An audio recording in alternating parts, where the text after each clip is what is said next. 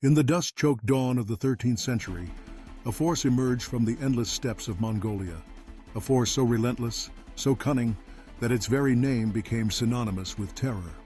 The Mongol Empire, forged in the fires of Genghis Khan's ambition, did not simply conquer with sword and bow.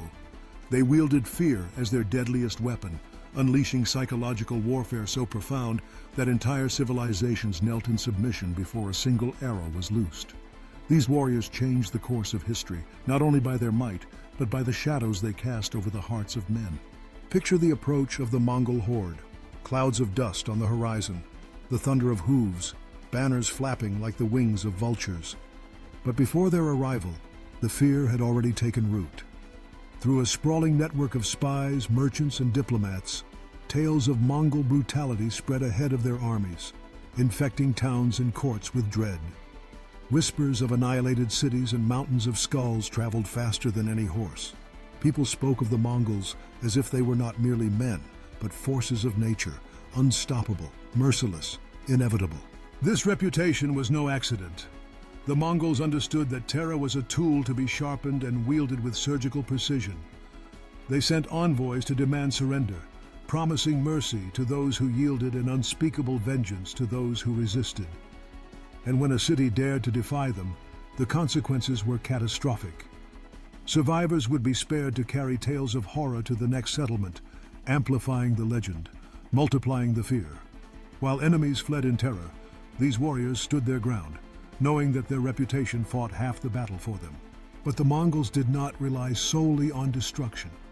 They pioneered propaganda techniques that modern strategists still study. Sometimes they would spare a city, showing benevolence and granting its people protection. The message was clear: submit and you will live. Resist and face annihilation. The contrast between mercy and massacre was sharp, deliberate, and unforgettable. What happened next shocked even hardened veterans.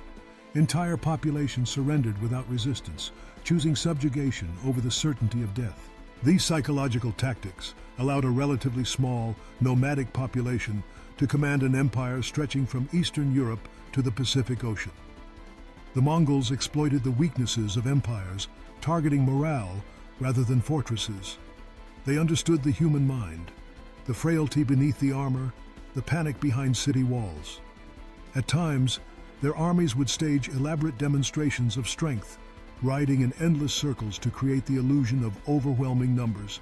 They left fires burning at night, mimicking vast encampments. Even the silence before battle was orchestrated to unnerve. Mongol generals, masters of intimidation, rarely attacked head-on. They waited, watched, and struck only when the enemy's will had eroded, when fear had done its work. On blood-soaked battlefields and behind trembling city gates, the legend of the Mongols grew. Their enemies saw not men, but monsters, ghosts riding beneath black banners. Yet among the Mongol ranks, there was a fierce brotherhood, a code of discipline and loyalty that made them more than conquerors. Their leaders, from Genghis Khan to Subutai, possessed not only tactical genius, but a profound understanding of psychological manipulation. They turned rumor into weapon, panic into victory. As the empire expanded, the psychological scars deepened across continents.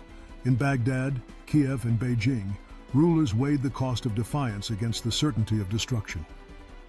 The Mongols did not need to fight every battle. They forced their adversaries to defeat themselves, paralyzed by terror before a single blade was drawn. The legacy of Mongol psychological warfare endures. Their calculated use of fear reshaped the art of conquest, proving that armies could win without fighting, that minds could be conquered before cities fell. But what became of the people who surrendered, who chose submission over resistance? Did mercy bring peace, or did the shadow of the horde linger for generations? In the next chapter, we will follow the fate of those who bent the knee and uncover how the Mongol legend survived long after the last horse galloped west.